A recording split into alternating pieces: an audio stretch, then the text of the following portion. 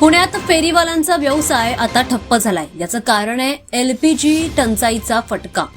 पुण्यामध्ये गॅसची तीव्र टंचाई निर्माण झाल्यामुळे रस्त्यांवरील फेरीवाले आणि छोटे खाद्य व्यवसाय आता मोठ्या संकटात आलेत। गॅस अभावी अनेक फूड स्टॉल्स आता बंद झालेत। चहा नाश्त्यांचे स्टॉल्स देखील आता बंद झाल्याचं पाहायला मिळतंय। संध्याकाळी रस्त्यावर असणारे फूड स्टॉल्स आता पूर्णपणे बंद पडल्याचं पाहायला मिळतंय। वडापाव, चहा, स्नॅक्स विक्रेते व्यवसाय करू शकत नाहीयेत आणि त्यामुळे ग्राहकांना सुद्धा झटपट मिळणारा आणि स्वस्त मिळणारा नाश्ता आता मिळत नाहीये।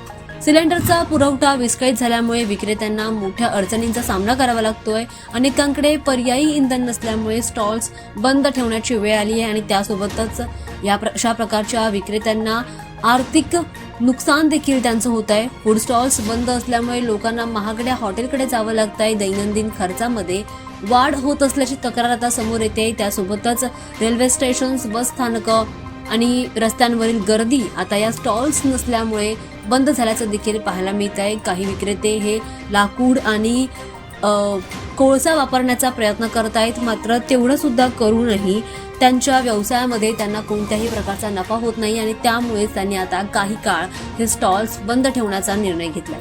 ही समस्या फक्त पुण्यापुरती मर्यादित नसून देशभरामध्ये व्यावसायिक एलपीजी टंचाईमुळे हॉटेल्स आणि स्ट्रीट फूड व्यवसायांवर परिणाम होतोय। अनेक ठिकाणी खाद्य व्यवसाय तात्पुरते बंद ठेवण्यात आलेत।